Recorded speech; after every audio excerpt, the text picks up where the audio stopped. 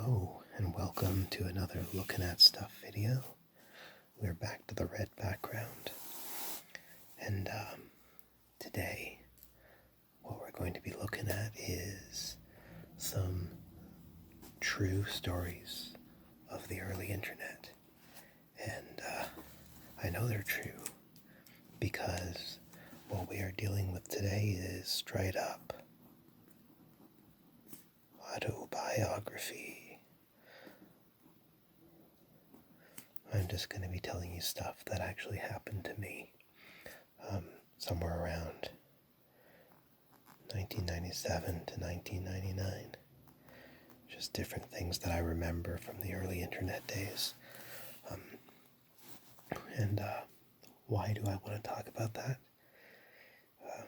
For one really good reason. I like it. I really, really like early internet culture, probably because I grew up in it, and I like thinking about it, talking about it, reminiscing about it. And this is one thing where usually when I do talk about early internet stuff, people get interested because almost everyone uses the internet today. And a lot of people don't really, some people really remember what it used to be like, how different it was. And it was like a whole other world. It was strange and kind of mysterious, and didn't really know how it all worked. And things were very loosely connected. Now on the internet, everything is so tightly joined, and this is actually a funny story. So really, in my hometown, the internet only really arrived in like 95, 96, and that is actually really early for such a small town. And it was mostly at the schools. Like, there was one time when, I don't know why we keep focusing this.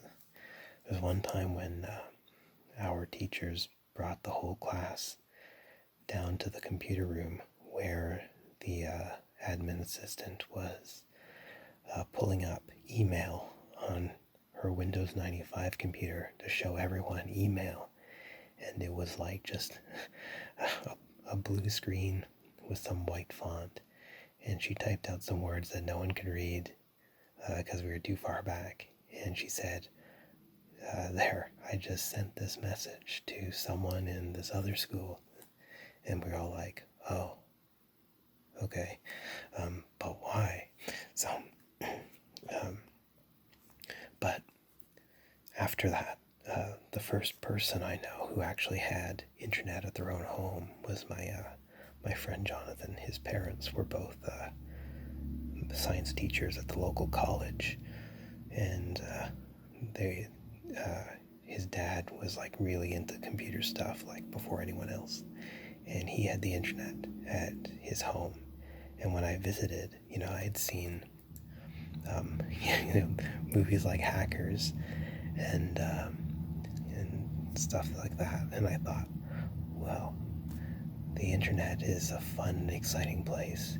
And Dot's Cafe or Dotto's Cafe, I don't know if anyone remembers that show, but it was like literally a TV show of this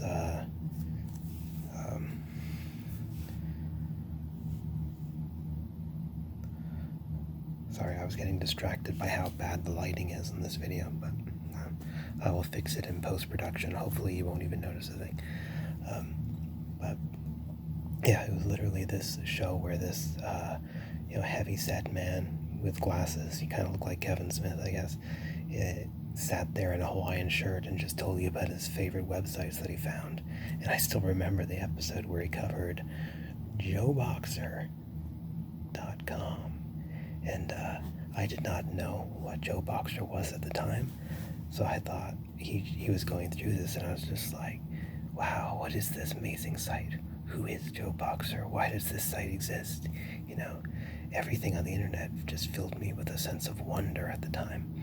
And so when they started allowing kids to go on the the computers with internet at school, or rather the one computer, I immediately went to joeboxer.com and browsed through all the cool interactive features until I realized, hey, wait a minute, this is an underwear site. And then we went to a chat room and had a lot more fun. But that is not the story I wanted to tell. To get back to my friend's dad, I was at his house and I kept bugging my friend, hey, we gotta get on the internet, because I kept imagining all this cool stuff we were gonna do if we got on there.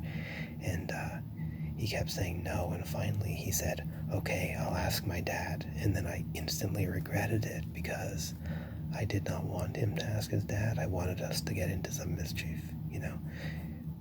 Back in the 90s, the only reason to get on the internet was mischief. But most people didn't know that, especially his dad, who came and told me. He asked, where do you want to go? So I felt extremely uncomfortable because I didn't want to tell him I just want to go to some chat rooms and harass people. So I said NASA, and he went to nasa.gov or whatever and said, all right, what do you want to see on here? And I just said, that's it. He closed the internet and said, this is words no one will ever agree with ever again. You go on the internet.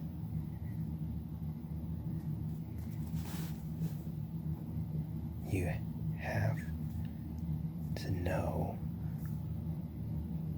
what you want to do first. Now, in 1996, that was kind of true.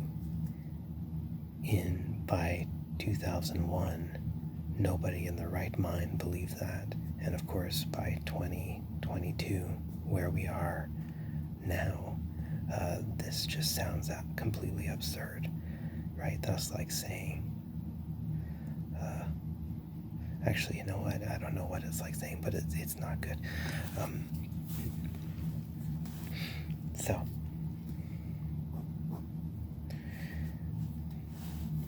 where was I? I went all catawampus here. I was talking about getting the internet. I have no idea what I was talking about. But for some reason I felt compelled to tell you this story. And oh yeah, because I was talking about what a strange and mysterious and loosely connected world the internet was back then. And in some sense this was true back in 96 because it was a lot harder to find what you wanted.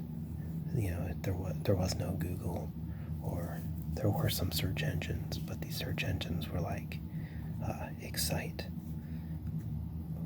Lycos, and of course later Yahoo, Alta Vista. These are all search engines that Google completely destroyed. What else? There was another one. Oh, web crawler. And I remember web crawlers' little mascot was like this little happy spider on a web. That is a terrible web. All right, well, I'm not a spider. What else? Later there was Ask Jeeves. And I remember some comedian saying, why don't we ask Jeeves why Google is so much better? And then of course there were other search engines, but these were really the main ones. And then there were some search engines like, I don't know if anyone remembers this one, but it was called Metacrawler. And what Metacrawler would do is search all of these and then compile the results and give you the results from all of those search engines, and it would try to take out any duplicates. So that was the one I used to use until I switched to Google. And there are other like really obscure search engines. Like I remember, okay, like Yahoo was not a search engine in the way like Google is today. Yahoo actually had content directories, and they would have volunteers who had to prove their credentials, be content moderators over each directory. So like if you had the the molecular biology directory that would include all websites on molecular biology, they had an actual guy who had a PhD in molecular biology moderating what could be included in that directory so that anything that was a dumb website was kept out.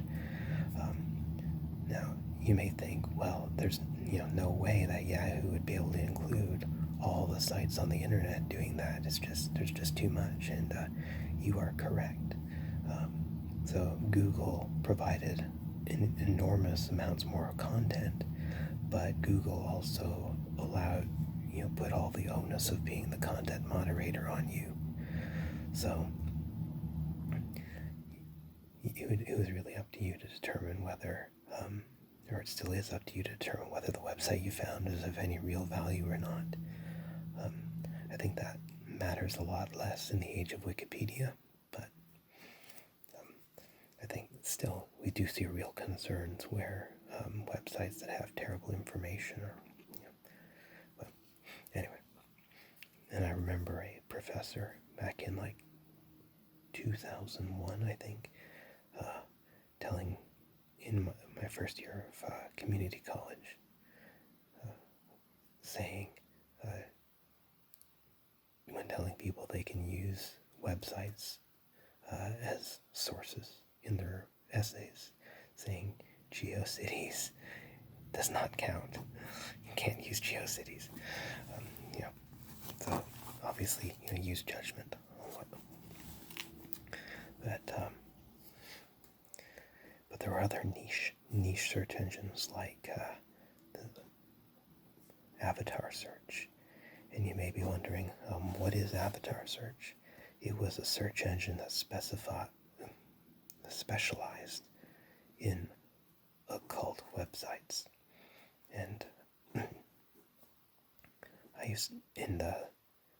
it worked very much like Yahoo. It was directory based, and the moderator controlled what was allowed in the search engine, but it was a popular enough search engine that pretty much every remotely significant occult website on the internet was included in avatar search. And if they removed you from the directory because you included stuff that you shouldn't, like there's this one site called Lucifer's Top Sites, used to be there, and he included some pornographic content on the site, and Avatar straight up nixed him, removed him, and his site pretty much went down after that because Avatar had a lot of power for that kind of website. So I don't know. Unfortunately, Avatar Search were very proprietary about their stuff. So they had a robots.txt file that prevented crawlers from grabbing anything from their site. It was very strict, which means archive.org was not able to preserve pretty much anything from Avatar Search except some frames. Frames are like, back then you'd have a frame for your banner and a frame for your menu, and then you'd have the page proper in here, and what you click here would update the frame here. There was really a bunch of what we call today iframes. And this is where the main search engine content was, and pretty much all that was preserved on archive.org is the banner. So That's unfortunate, because I'm super fascinated in internet history, and I use archive.org in conjunction with my memory to collect materials. Someday I might write a book on it or something. I don't know. For now, you get this. So,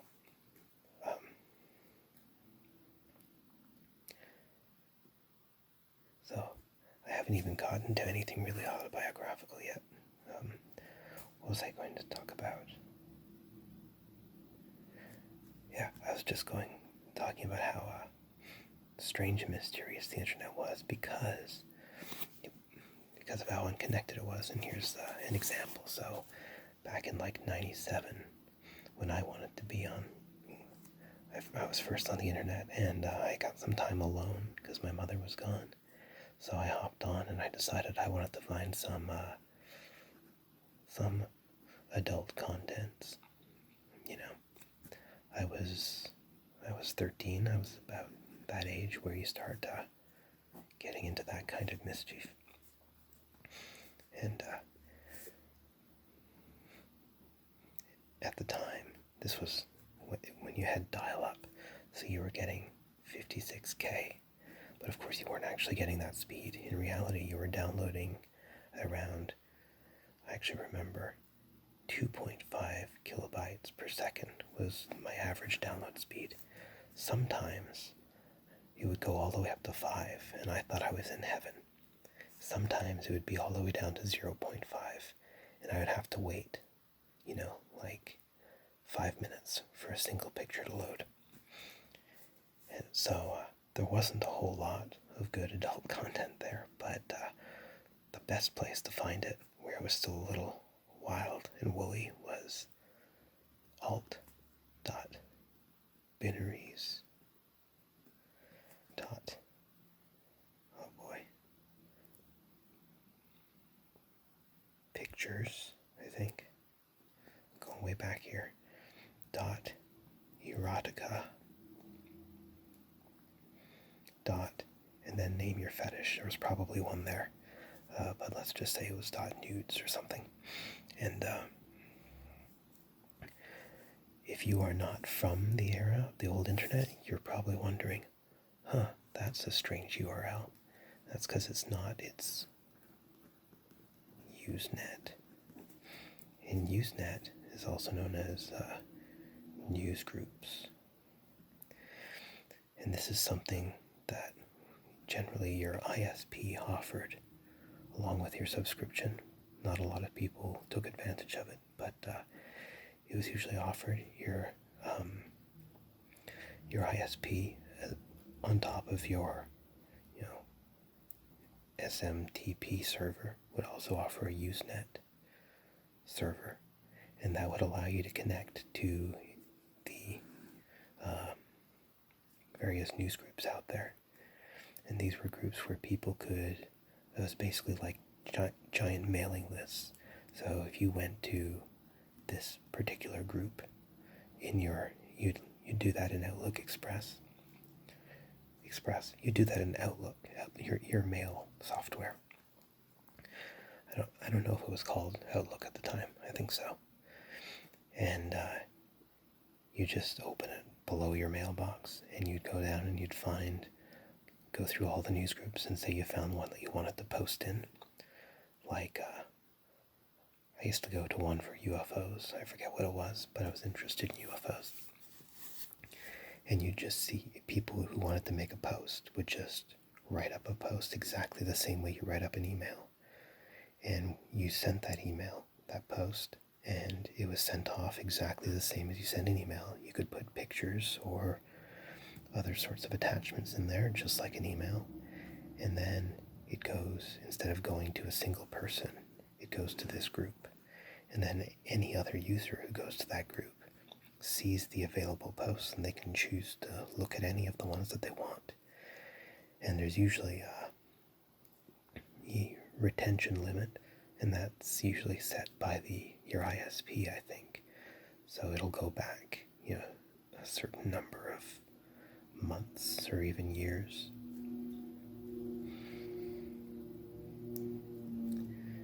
And So these news groups, for if you're looking for adult contents and you had access to that, you could go back and see pictures people were posting for years.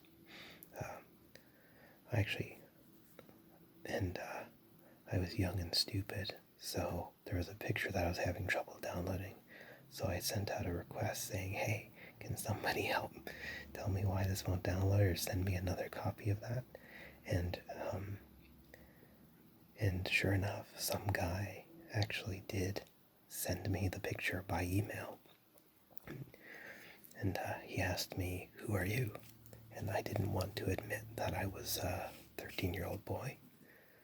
So, because then he would be guilty of corrupting a minor. So I told him that I was like 23 or something, and he invited me to join him on IRC. And he said, download this program called Merc. I had never heard of it. And IRC stands for Internet Relay Chat. It was invented by, I want to say, the same guy who invented Linux.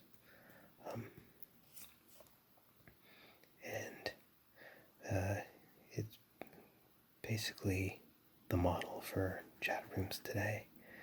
Or, well, I guess we don't have chat rooms, but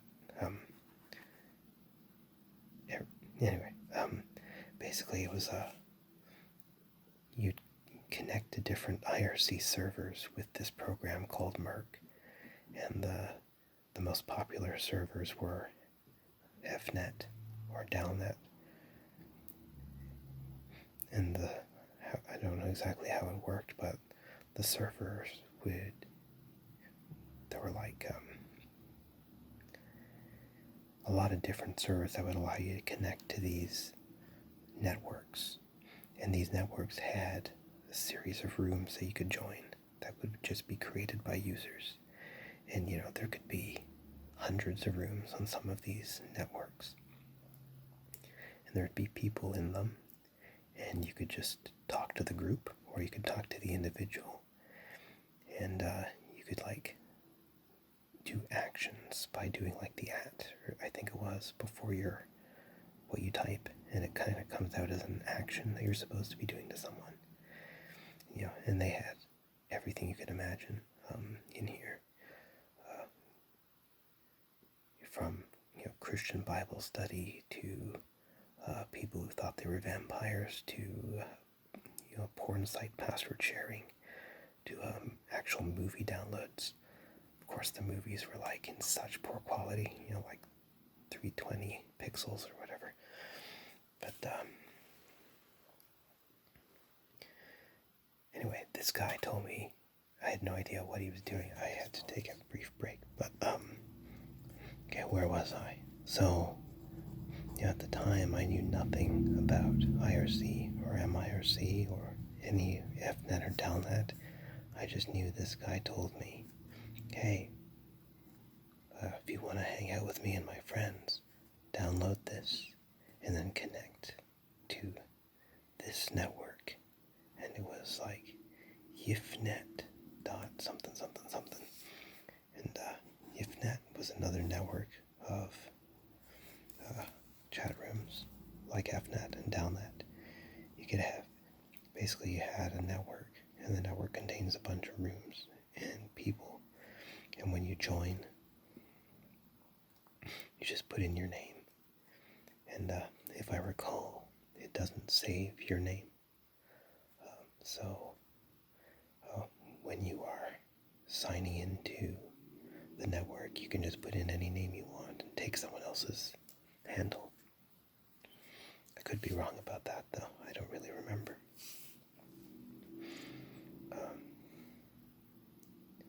So I joined this, and I had no idea what it was or who these people were, but they seemed nice, so I started just talking to them. And I met all sorts of people, and they seemed really cool. I remember one guy was named Eek, and another guy was named Desan, and another guy was Fennec, Another guy was Fox Magic. I think it's spelled like that. And I did not make the connection. And one day, I think it was this guy, was asking me, about myself. And I was just like telling him normal things about me. And except I was still pretending to be, like 23. And he kept saying, human, like that. That's how he was spelling it. And I thought he was saying like, kind of like, oh boy, or wow. That's what I thought it meant. So I was like, oh, man, this guy is really excited about what I'm saying. So I just kept on. And he kept saying human, and I kept every time. And I kept saying more because it's like, man, he's really liking this. Let me keep telling him more stuff about myself. And finally he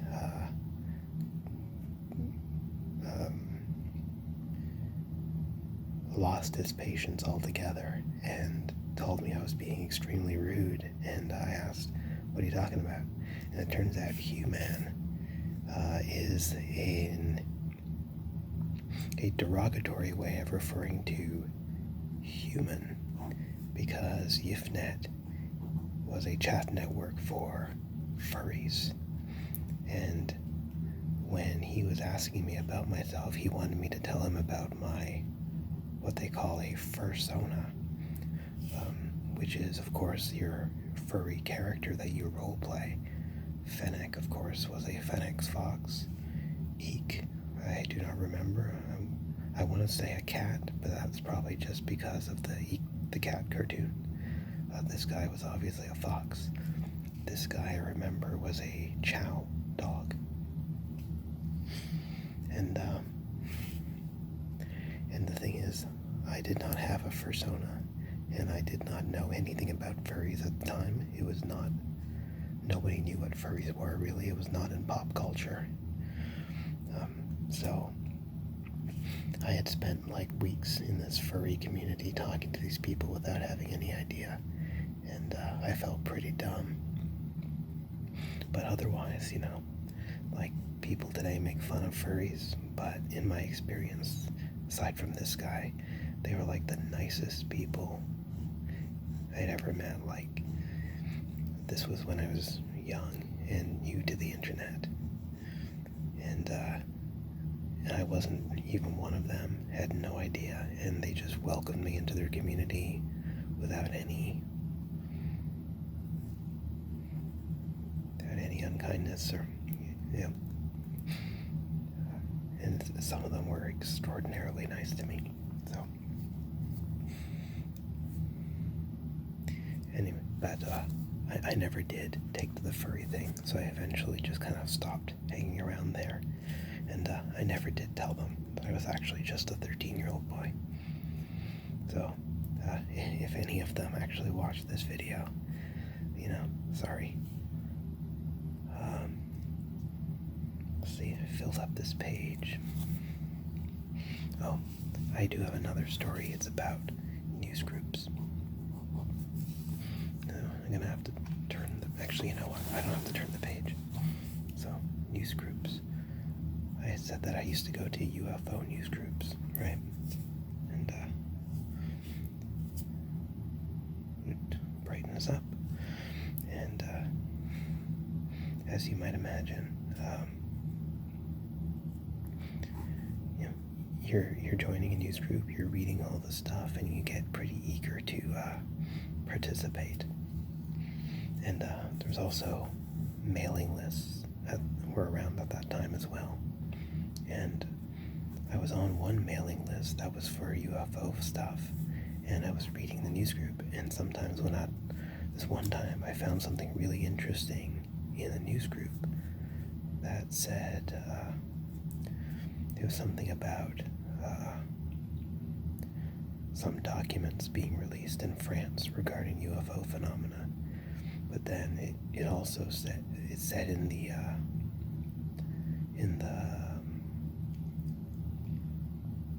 subject that it was verified or true or something to that effect. And then I saved that news group post as an and sent it to the mailing list as an attachment because I thought they would find it interesting. And the major UFO site that this was connected to actually did take that post and share it on their website. So that felt good. But then there was another guy named Cal Korf. And he replied with, wait, it says in the attachment this is true, but in your email, the one I wrote, I said, I'm not sure if this is true or not. He said, you say you're not sure if this is true or not. And he added, whatever happened to critical reasoning?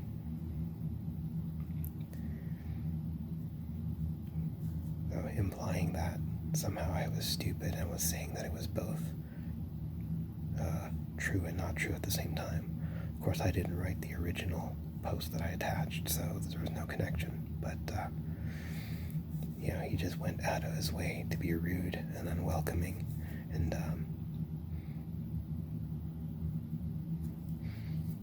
I stopped posting in that group. I was just completely discouraged from participating because of this guy who, as it happens, is actually really well known in the UFO community.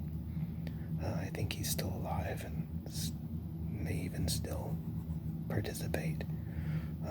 He may have just had a bad day. I don't know what kind of person he really is, but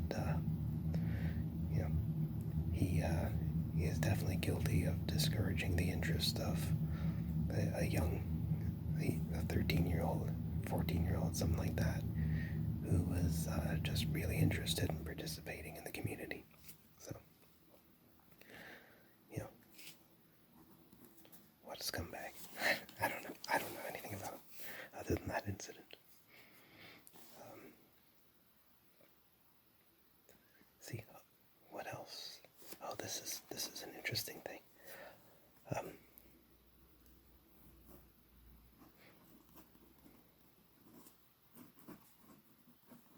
Active worlds. Now, there used to be all sorts of talk back in the early days of the internet of virtual reality, and all being able to participate in a virtual world where we can leave our earthly bodies behind and just talk as minds, right? It's kind of the dream of Meta right now, right? What Facebook is doing. But, this was in 97 or 98, and it's 2022, and it still has not been realized. Yet, somehow, in trying to find, a fully participatory 3D environment online in 97, 98, I found this thing called Active World, and it was free. You could just download the Active Worlds software. I think it was around 200 megabytes, which was, that's a guess. I mean, this was a long time ago, but, that was very, very large for this time, especially if you're on dial-up. And then once you get into Active Worlds, sure enough, you install it, and then you run it, and it had you log in, you create a login, and when you do log in, you get this, 3D world where you had, I remember there was a long walkway, it was like a road, and there were these buildings, and some of them were really tall, and I think you could climb up some of them, and you could go into some of them, and there'd be tables and chairs and stuff. And on dial-up, it was extremely slow moving through all of this, and so I'd click somewhere and I'd just kind of wait for it to gradually load and render. But and of course it was all very clunky, not pixels, but polygons. think the first Tomb Raider game, or even worse. But as I was playing, sure enough, people started to appear, started to see, bodies with faces, avatars that were chosen, and I'd see text boxes start to appear around them, and so you wouldn't actually talk to people with your voice, but it was a fully 3D interactive chat room where you could just wander around and find people and talk to them. And I actually met one person on there who went by the name of Emerald, and I think her real name was Lisa. And she was in France, and I remember her. It was Lisa. Her email was lisa.cerbera@wanadu.fr. And I added her to my contacts on ICQ, which was, the early chat room, kind of before Facebook. It was the mother of all social interactions. Stuff where you had friends to a contact list or whatever. That's what you'd do. You could just get people's ID numbers or look them up by their name or their phone number, whatever they put in there, and you could add them to your contact list, and you could see when they're online. And their symbol was a little flower. And whenever you'd get a message, it would say, "Uh-oh." So I had her on there, and I was really getting along with her, and I was like, I'm going to marry this girl. I'm just kidding. I never thought that, but, I think I was really enjoying talking to her because, she was from a different culture and stuff. And then one day she just disappeared. So I sent messages, and finally I got a response from a guy who claimed to be her brother, Michael. And he said, she's gone. She can't, something like things are going on in her life. She can't be here anymore. And I don't know why I wrote Emerald again, but which I think is just French for emerald. And I never saw her again. Never talked to her since, but she was a really cool person. I really don't remember much of anything about her, other than that I met her on Active Worlds. And I don't know if this still exists anymore. I've never been inclined to go looking for it, but it was way ahead of its time.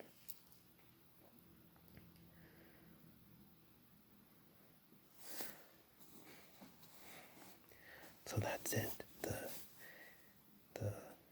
strange world of early internet. And I could talk about this stuff for hours, probably. But, I'm sure you have other things to do. But, if you enjoyed this video, you can show your support by liking and subscribing.